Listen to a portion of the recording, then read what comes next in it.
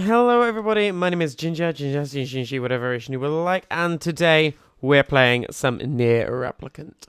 Right, let's just open up this. So I've just defeated the final boss. I had to do it again because I forgot to save and then turned it off like a stupid idiot. Let's go meet with the King of Facade, shall we?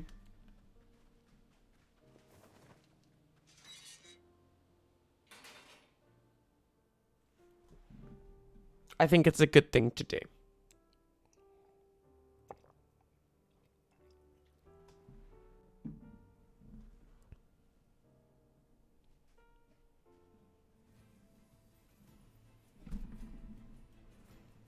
You know, I've been thinking, why was a shade hanging out with a machine?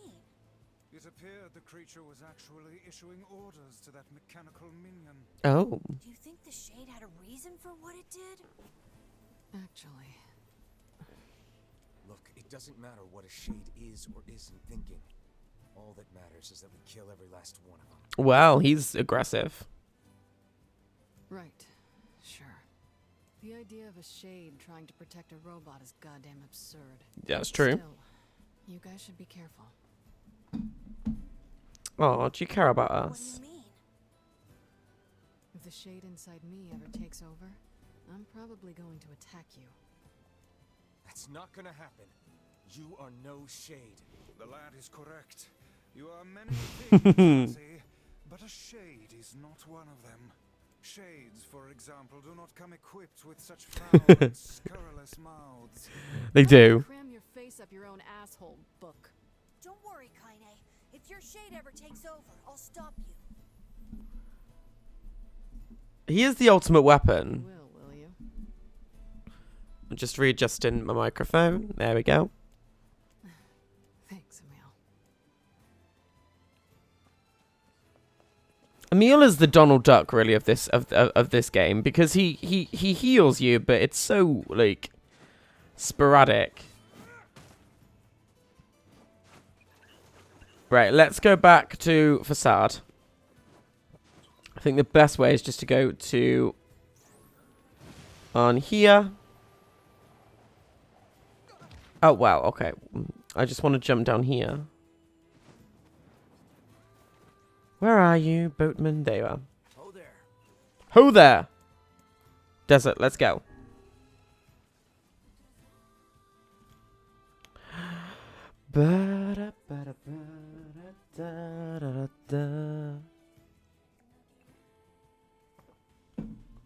Music is really sweet. Let's have a look at settings as well. No. Oh. Sound.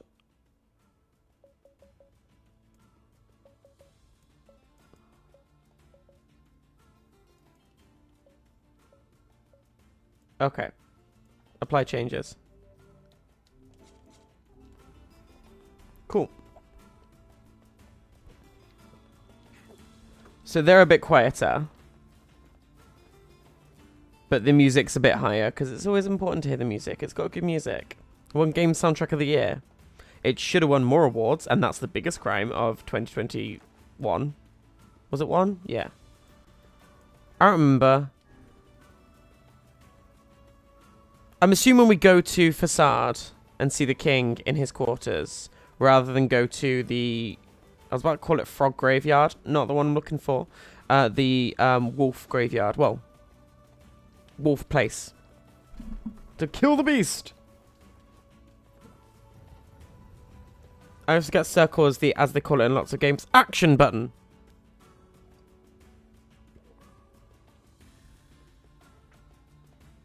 I hope you're drinking plenty of liquids, keeping hydrated.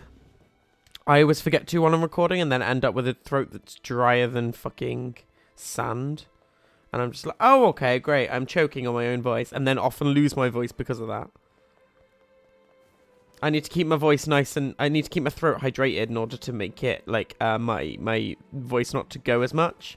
Because when it doesn't get hydrated or when it gets irritated, that's when it starts to go.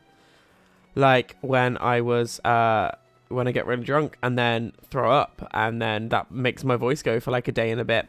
It's all great. I forget this is all sad and depressing and...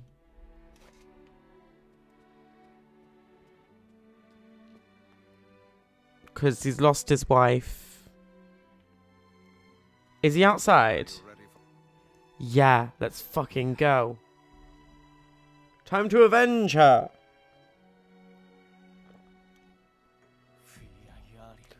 Freya is not the only victim here.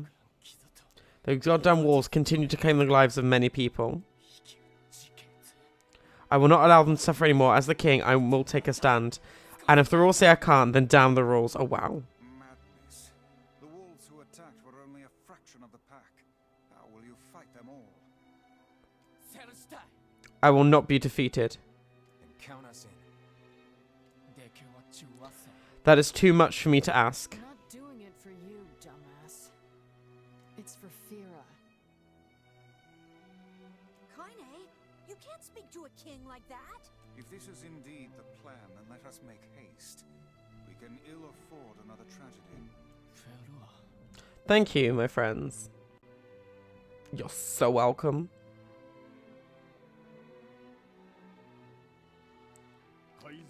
Where are you going, my liege? To strike the walls, the city is yours. My liege, this is a violation of multiple rules. Did the rules keep Freya from dying? No, my lord. What did Fira ever do? She was so close to knowing happiness, and then have it snatched away from her. Yes, my lord. Was it Freya's fault that she was so frail? No, my lord. Then get out of my way. I cannot, my lord. You're behaving like a fool. Clearly you are still young. How dare you?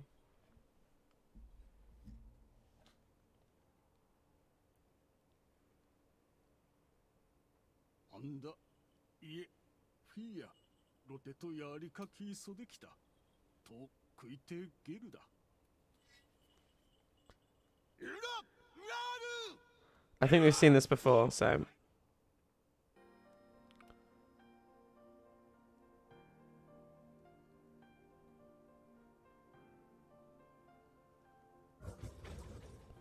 Is this all that remain?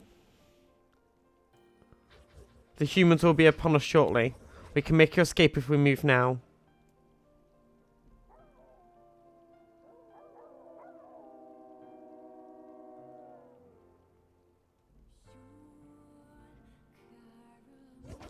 I hear you, my brothers, and I share your desire to die with honor. Your resolve is strong, and your pack thanks you. For the lives of our comrades, for the pride of our pack, death to the invaders.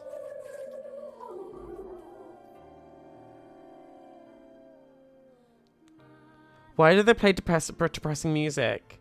Especially as it gets me copyright stricken.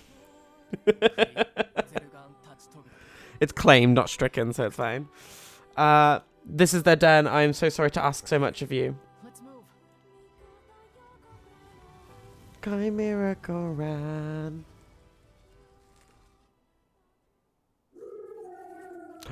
Let's go, go, go. Give me that sensory overload. Can you move? Thank you.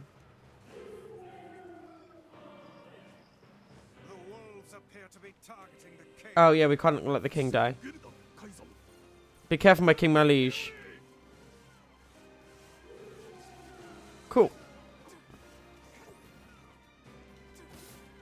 He seeks the king of Facade. Such dogged, unwavering defiance. Why do these beasts hold so much rage? The smaller wolves are not infected with shades. But as for the leader, if even one shade is here, then I have to kill all of them.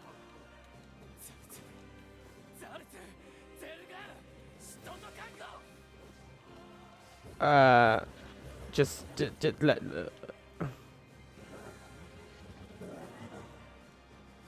Oh wow, okay. He does shockwaves. Above you, stay on your guard. Wow. Nice.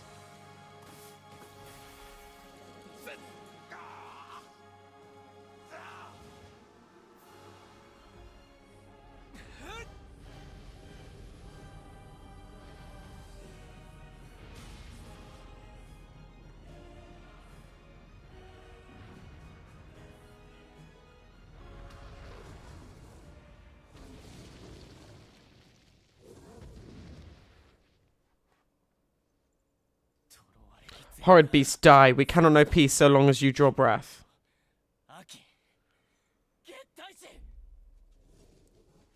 Those are my very words, human. This is my people and the fallen and for Fura.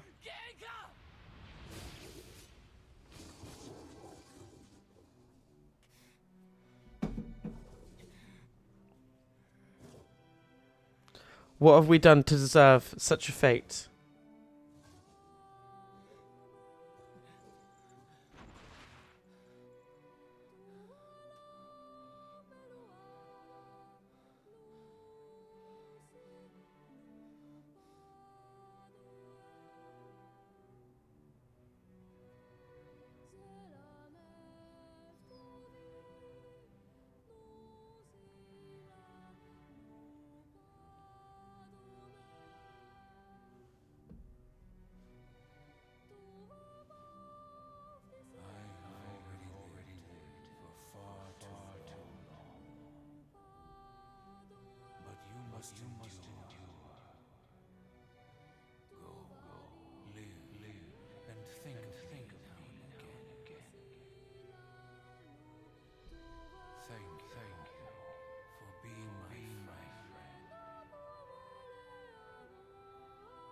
Well, I'm crying. I'm crying. Grandfather.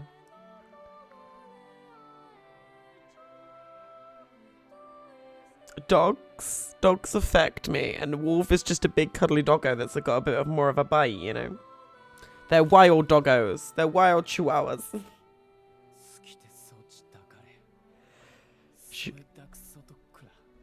She was placed into indentured servitude at a young age and forbidden to speak. In that harsh environment with no family, she toiled day after day.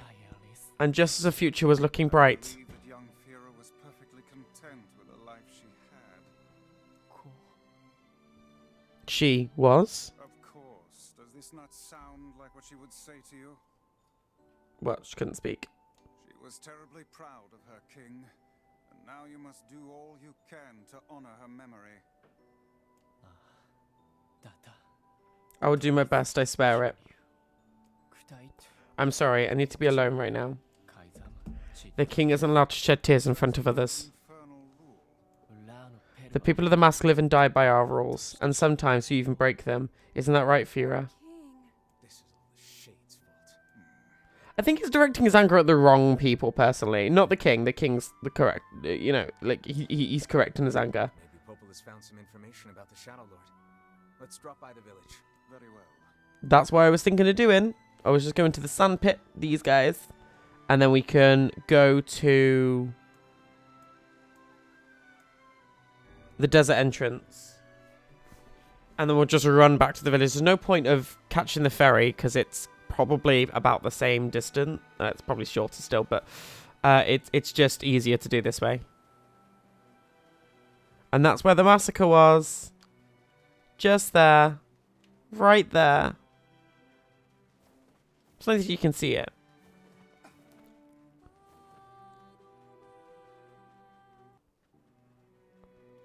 Do-do-do. All the sad vibes going on.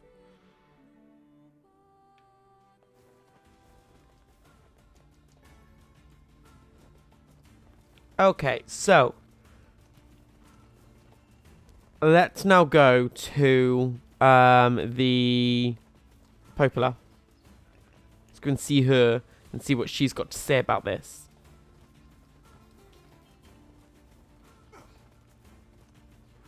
No point in making really masculine noises. I need to grind it. I need to spin because when we spin, we get there faster. Only if you hold it. Only if you put the direction while you spin, though.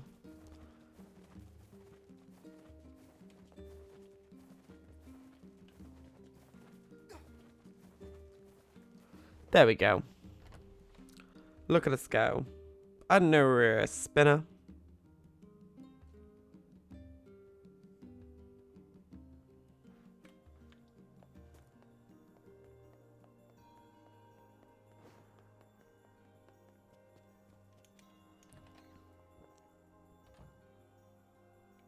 Hello. Learned anything new about the Shadow Lord's key, Popola? You know, I was just going to talk to you about that. Oh. You remember the Airy, right? That depressing. Not so Oh. much. I just got this letter from the. Yeah, saying that, yeah, that they want to open up. That's right. You're... I'm afraid Grim. What are you... The area has been, and now they've not only opened trade routes. I agree. You're overthinking it. I won't get Yona. There are shades there. Well, if that. Try speaking.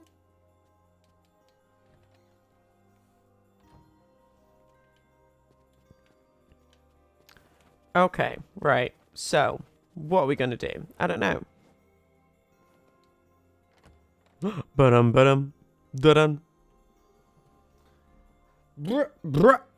That's what chavs say, isn't it? I don't know. The area.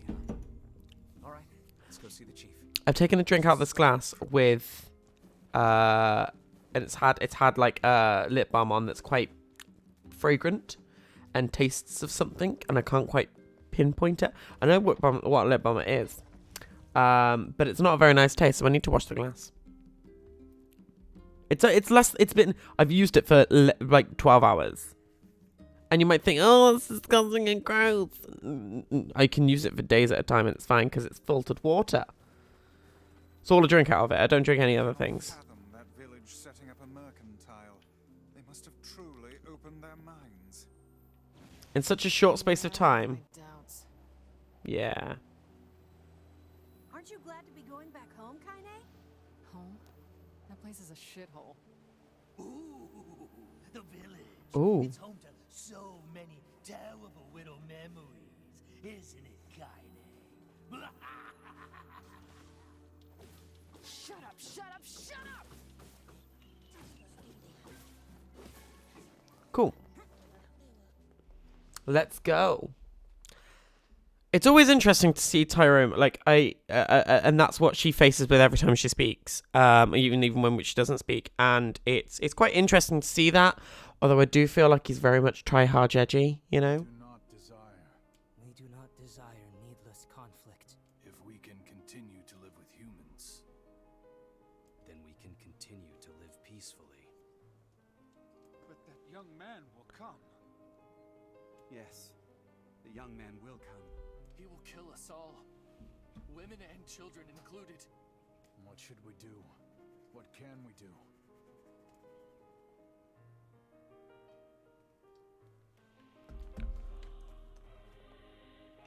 I do like the music in this bit. It's really fucking cool. Because it just gives a whole sense of uncomfiness. And I think it's just so beautifully orchestrated and sung.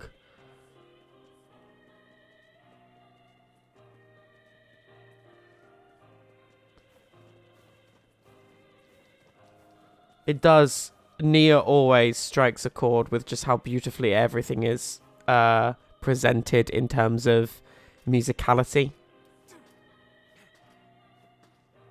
Still, one of my favourite fights is a beautiful fight from who is it? Who is it? NieR Automata. With Simone. There's like an item down there. It's all shiny. Iron ore. Okay, not really that useful.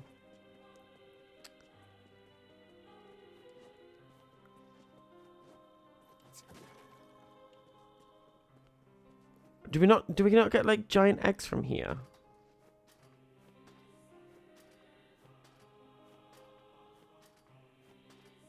Where's my book? There, right. So let's level things up. Right. So it says, because I wrote down everything we need. We need giant eggs. Where do we get giant eggs from?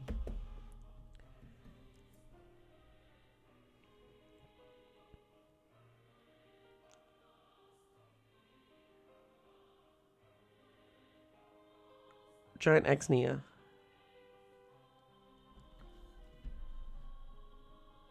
Oh, go away. I don't care. Reject all.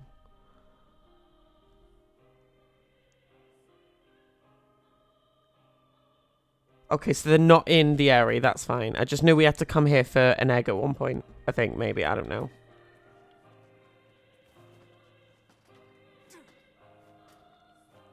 Hey-o, friend. Hello? It's all over. We came to ask about... Our days are numbered. As you're the one who wrote the... Hell is going. It may be faster for us. Let us ask around.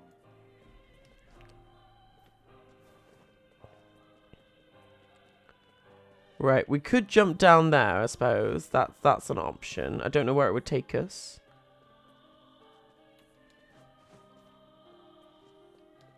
Let's have a look. Cool. I'm glad full damage isn't as ridiculously hard as it is on Dark Souls and Bloodborne. It's like, great, an ankle's just... a slight tremble has just shattered my ankle. Okay, right, let's just start again. That would hurt.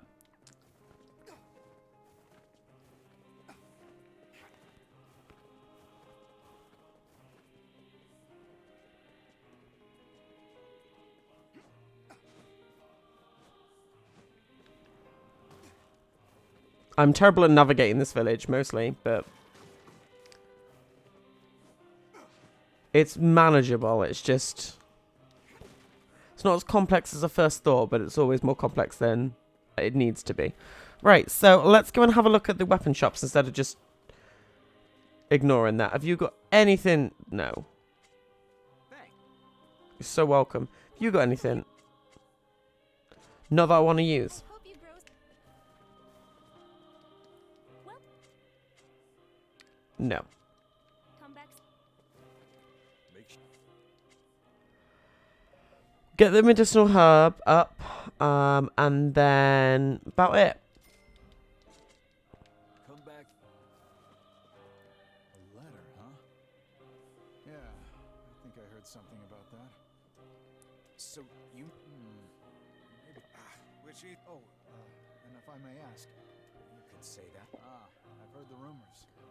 Here to hunt shades, are you? Indeed. Everyone. Okay. Let's run. Vice! Beware. This man is a shade. Damn it! It's a trap! I figured as much. Oh, you've dropped something there. What have you dropped? A technical guide. All right. They've been possessed somehow. Keep your guard up. Others are surely lurking nearby. I don't know where we're supposed to go. I'm just leaning. I'm just running out. And I don't think that's where we're supposed to go, is it? Oh, wait. No, we're not. I've just completely gone the wrong fucking way for no reason.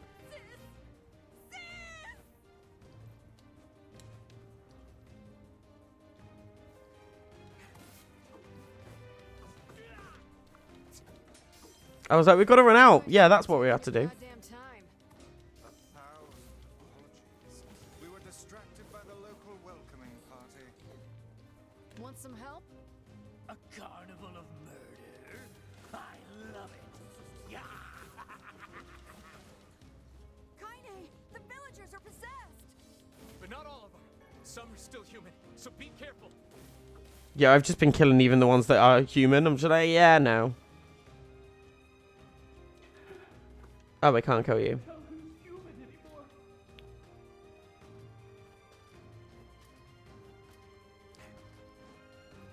Hello, friend.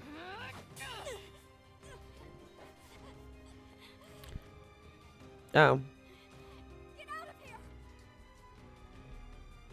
No way! I'm not going to abandon my own sister. I would. Kaine, what's going on? Don't be fooled by this lady. She's a shade. No!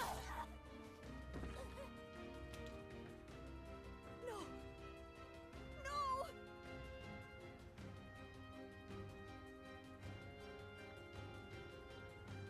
You people are the monsters here! Stay back, kid. Your sister is one of them now. I don't care what she is! She's my sister, and I love her.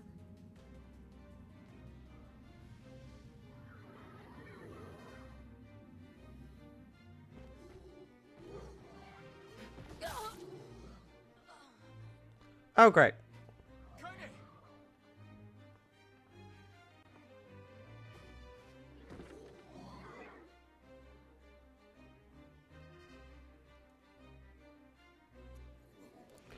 Okay.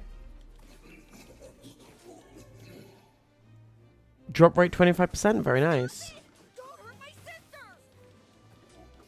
I don't know where we're supposed to be going. I'm just going along this bridge because it's really nice to kill them this way. Nice and easy. We are the true monsters. Yep, we are. What madness. These people are behaving as if we are the villains.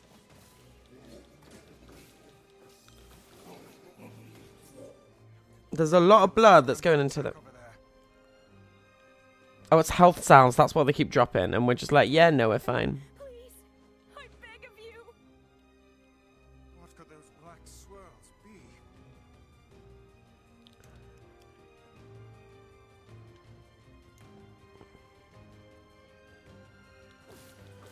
They're all the souls that we've collected. All these dark souls. Oh, wrong franchise. I'm so... Oh, God.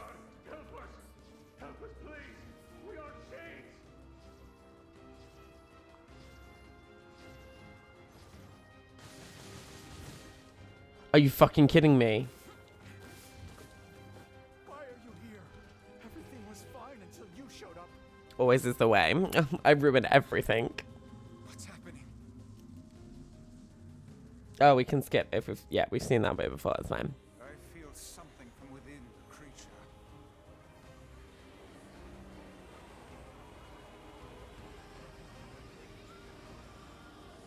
Let's save our MP then. Is this the combined power of all those shades? It will take more than a barrage of magic to stop us. The first to waver is the first to die. No, go, go, go, go, go. I sense magic coming from the center of that eye. That's what we're trying to do. I forget how fucking shitty these bosses are. Those are actual people. Hold nothing back. Those are shades.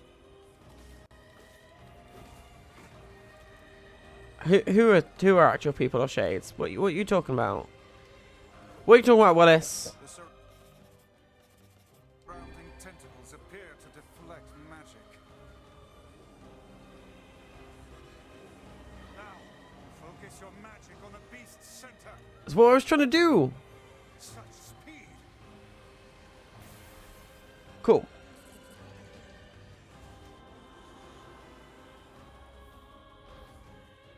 Kaine's technically dead at this point, so...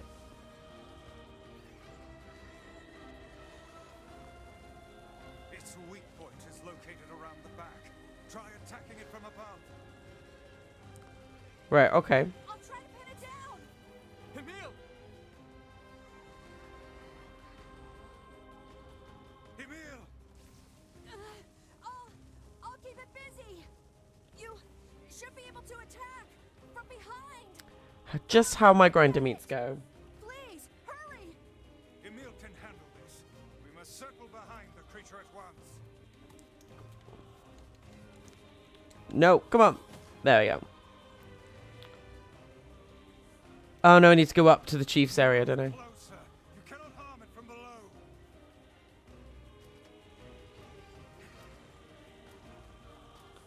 Wait for him to slowly climb the ladder.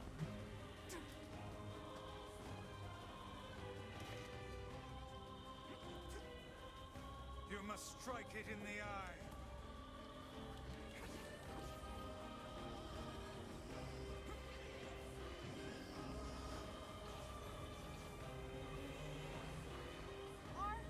Are you there yet?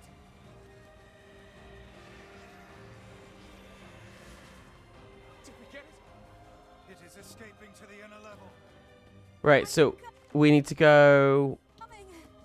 Gotta catch my breath. Hey! Won't help anyone if we lose you here. God damn it!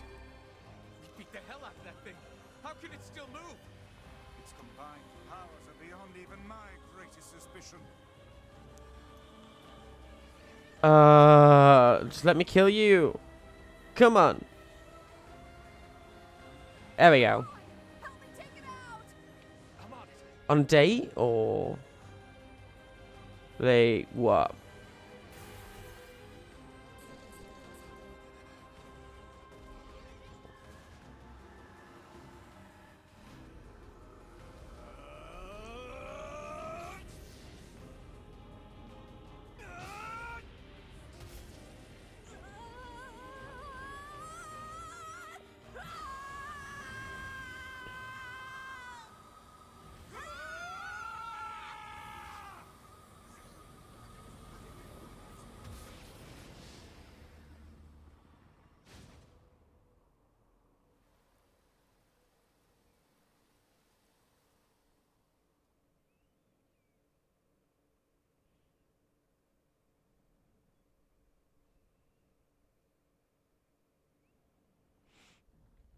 Okay.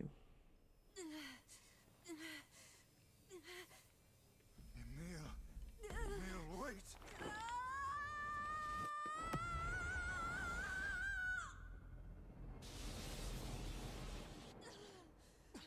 Emil! He's gone. His instincts have taken hold. The ultimate weapon is being deployed. Ah, fuck. This ain't good, sunshine.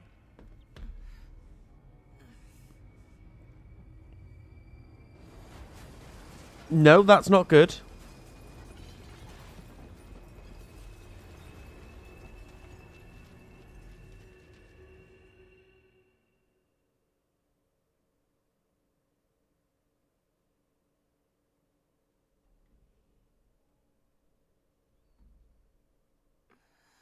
She looks so good there.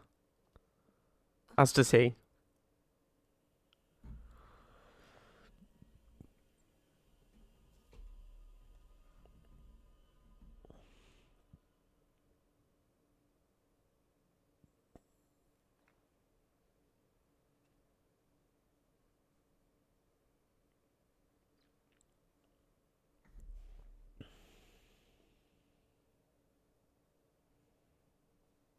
Uncontrollable magic.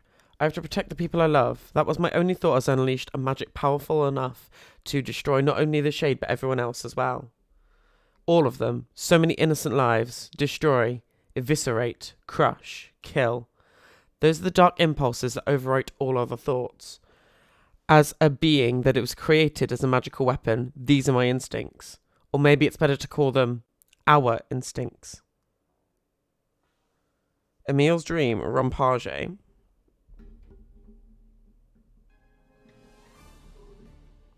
A klaxon sounds very deep from the bowels of the laboratory.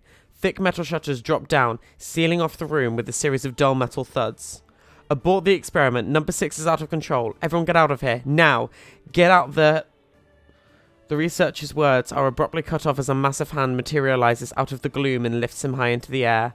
The researcher begins to scream. He screams and screams, the sounds echoing off the walls of the lab,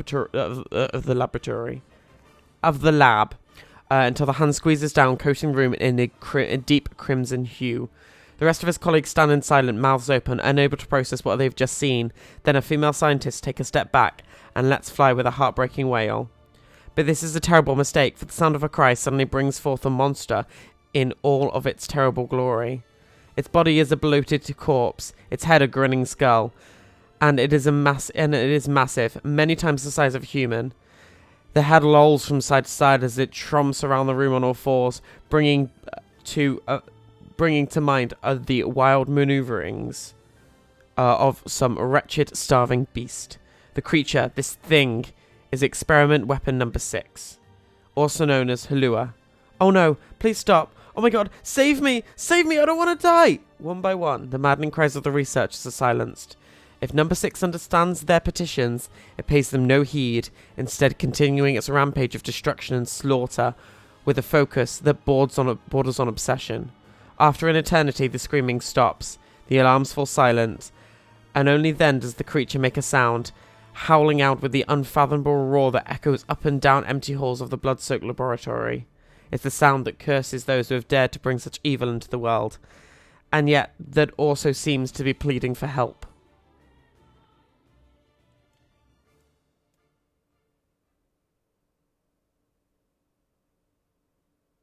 Two sets of footsteps echo into the otherwise silent corridor in the first level of the laboratory.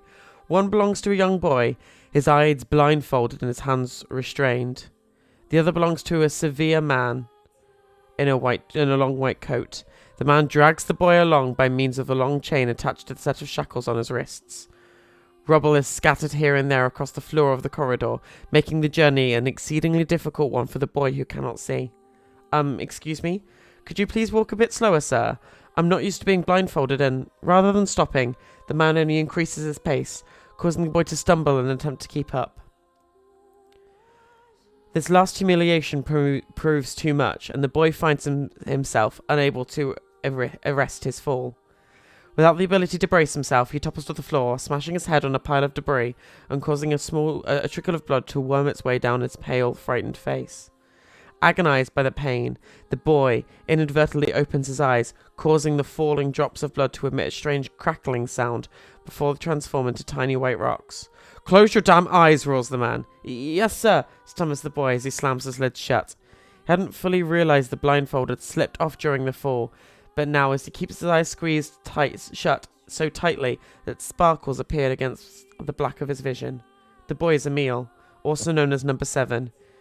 He is a magical weapon with eyes who are capable of turning to stone anything that falls under their gaze. "Don't look at me," barks the man. "Never look at me. I'm sorry, sir. I'm looking at the ground now. So, if you'd just hand me the blind..." Instead of waiting for him to finish, the man extends one foot and presses Emil's face to the floor with a heavy black boot. Stop! You're hurting me!" "I told you to keep your eyes and your mouth shut, so do it!" The man knows this boy. This weapon could wipe him out with a single glance, and yet subduing him in this way gives him a sense of relief.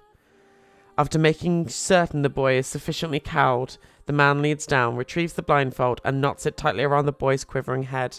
"Right then, on your feet, let's move." Emil staggers to his feet, trying to ignore the red liquid oozing down his face.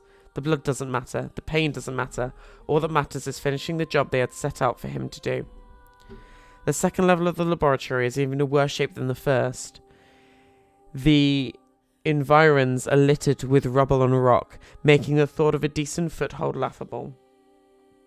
When the man's eyes linger on the section of rubble, stained a deep red, he has a sudden image of warm, gooey brownies slathered in strawberry sauce.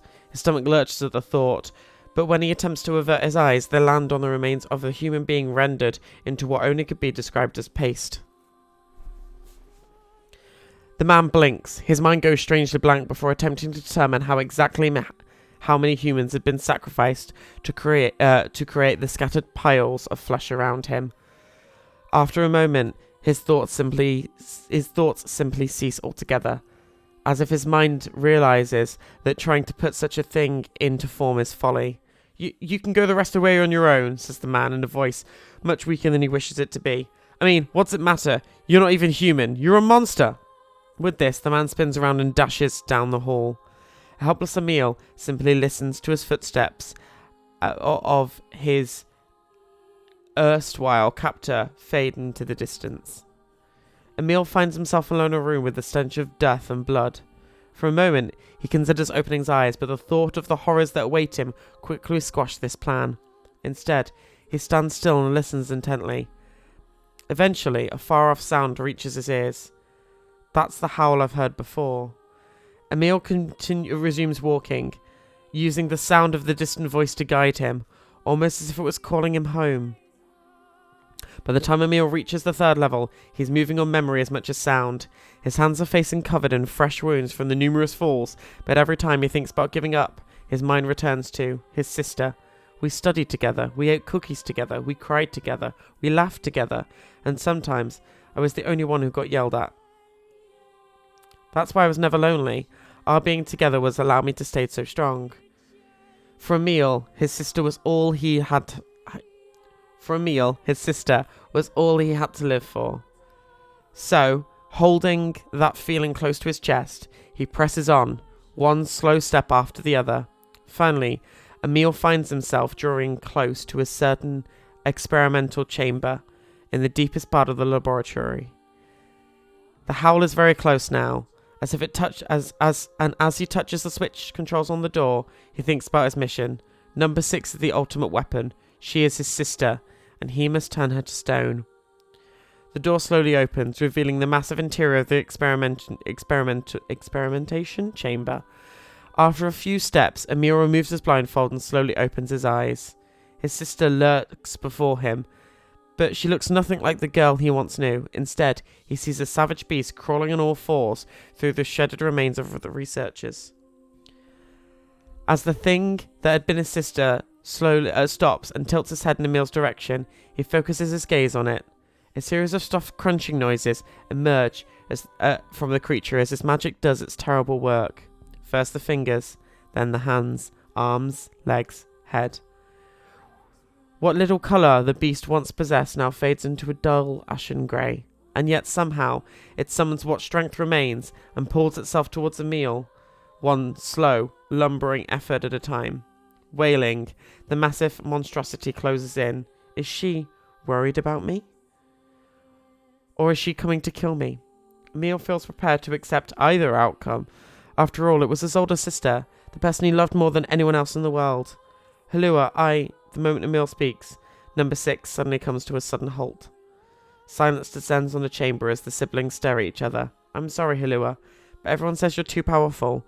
They say it's too dangerous unless I seal you away. I'm so sorry. As Emil watches her body begin to turn to stone once more, number 6 simply waits in utter, perfect silence. I'm sorry. I'm sorry. I'm sorry. I'm sorry. The moment number 6 petrification is complete, her memories flood into Emil's mind. The two of them hugging together in the cold, all alone in the world with no one to protect them. All she wanted was to save her little brother, and yet it was the little brother who, in a sense, saved her.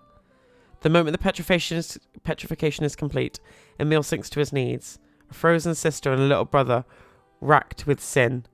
All alone in this cold cage, the two of them weep, sing in a single silent voice.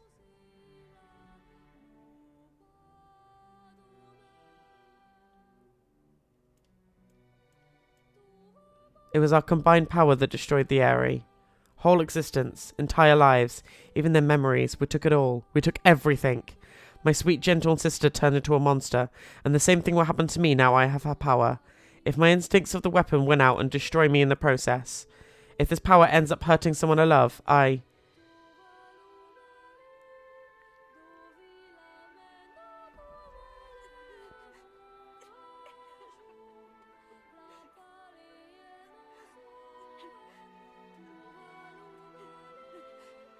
have I done? I killed innocent people. I killed them all. But you saved us. I really do feel that's for shit. That's a shit compensance. Like, you killed loads of people, but you saved us.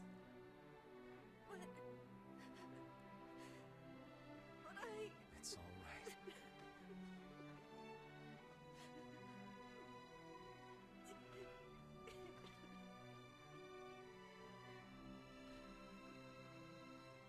Really. Don't look back.